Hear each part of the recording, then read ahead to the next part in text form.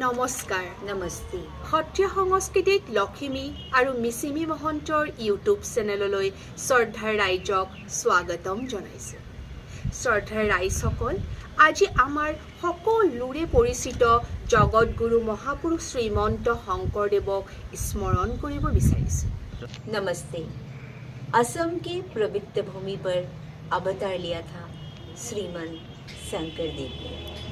श्रीमन शंकरदेव का जन्म 1442 में नौगांव जिले के आलीपुखरी गांव में हुआ था। उनके पिता का नाम कुसुम्बर भूया और माता का नाम सत्यसेंधा था। जन्म के कुछ समय पश्चात माता पिता का देहांत हो गया था। देहांत होने के कारण उसका पालन दादी खेलखुदी ने किया। बालक शंकर बड़ी तेज बुद्धि के थे। उनके गुरु महेंद्र गंदनी के पाठशाला में प्रवेश दिलाया, जहाँ कुछ वर्ष में व्याकरण, रामायण, महाभारत, पुराण, वेद का अध्ययन शंकरदेव ने पूरा कर लिया। পঞ্চদশ শতিকাৰ শেষ ভাগ অথবা ষোড়শ শতিকাৰ আগভাগত মহাপুৰুষ শংকৰদেৱে সত্ৰীয়া নৃত্যৰ সৃষ্টি কৰিছিল। মহাপুৰুষজনাই এই নৃত্যটি তেখেতে প্ৰৱৰ্তন কৰা নৱবৈষ্ণৱ বা ভক্তি ধৰ্মৰ প্ৰচাৰৰ কাৰণে গঢ় দি তুলিছিল। সত্ৰীয়া নৃত্য মহাপুৰুষ শংকৰদেৱে ধৰ্ম প্ৰচাৰৰ অৰ্থে সৃষ্টি কৰা নৃত্য। নৱবৈষ্ণৱ ধৰ্মৰ পৰম পুৰুষ কৃষ্ণদেৱৰ সেৱা উপাসনাৰ মাধ্যম হিচাপে শ্ৰীকৃষ্ণক উপাস্য মানি লোকধৰ্মী আৰু শাস্ত্ৰীয় ৰীতিৰ সুসমন্বয়ত ধৰ্ম, অৰ্থ, কাম আৰু মুখ্য প্ৰাপ্তিক মূল লক্ষ্য হিচাপে লৈ শংকৰদেৱ, মাধৱদেৱ গুৰু দুজনাই সৃষ্টি কৰি থৈ যোৱা নাচখিনিকে সত্ৰীয়া নাচ বা সত্ৰীয়া নৃত্য বোলা হয়। श्रीमद शंकरदेव का विवाह सूर्यवती नामक कन्या से हुआ। वो एक शरण नाम धर्म का स्थापन किया, जिसे केवलिया या एक शरण नाम धर्म भी कहते थे।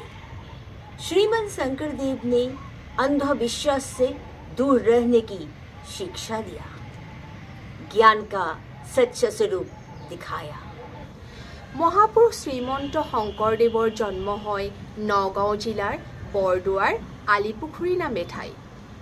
1371 শকৰ 1449 খ্ৰীষ্টাব্দৰ আহিন মাহৰ শুক্লা দশমী তিথি। তেখেতৰ পিতৃৰ নাম কুসুম্বৰ ভূঞা আৰু মাকৰ নাম সত্যসন্ধ্যা। বুঢ়ী মাক খেৰখুটিয়ে তেওঁক গুৰু মহেন্দ্ৰ কন্দলীৰ টোলত নাম লগাই দিলে। আকাৰ ইকাৰ নিশিকাকৈয়ে তেওঁ এটি কবিতা ৰচনা কৰিলে। কৰতল কমল কমল দল নয়ন ভৱদৱ দহন গহন বন শয়ন নপৰ নপৰ পৰ সতৰত গময় সভয় মভয় ভয় মমহৰ সততয়। शंकरदेव जी के साहित्य राजे हरिश्चंद्र उपन्यास, कीर्तन घोषा, रुक्मिणी हरण काव्य, बलिशरण, उजामिल उपेख्यान, अमृत मंथन, गोपी उद्धव संवाद, गजेंद्र उपन्यास, कृष्ण पयान, कुरुक्षेत्र, नाटक पत्नी प्रसाद, कालिया दमन, रुक्मिणी हरण, पारिजात हरण, केली गोपाल, राम विजय, भक्ति दर्शन, भक्ति प्रदीप, अनादि पातन, गुणमाला, निमि नवहिद्द संवाद, भक्ति रत्नाकर, अनुवाद भागवत प्रथम, द्वितीय, दशम, द्वादश अध्याय, रामायण उत्तराखंड, गीत बरगीत, भतिमा, कला संस्कृति, शास्त्रीय नृत्य, गीत की सृष्टि, वृंदावन वस्त्र की तैयारी, समन्वय संस्कृति के गठन। नमस्ते। 21 বছৰ বয়সত শংকৰদেৱে সূৰ্যৱতীক বিয়া কৰায়। তাৰ 3 বছৰৰ পাছত মনু নামৰ এটি কন্যা সন্তান জন্ম দিয়ে।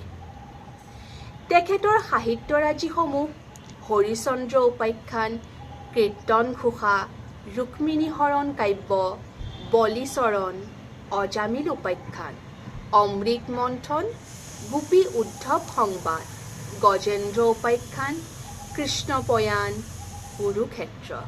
নাটক পত্নীপ্ৰসাদ, কালীদমন, ৰুক্মিণী হৰণ, পাৰিজাত হৰণ, কেলিগোপাল, ৰাম বিজয়।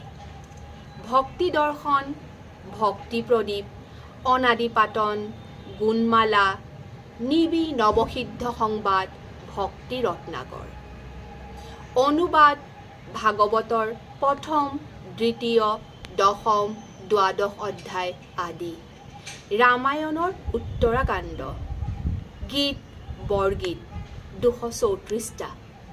ভটিমা। কলা সংস্কৃতি, শাস্ত্ৰীয় নৃত-গীতৰ সৃষ্টি, বৃন্দাবনীয়া বস্ত্ৰ তৈয়াৰী, সমন্বয়ৰ সংস্কৃতিৰ গঠন। নমস্কাৰ।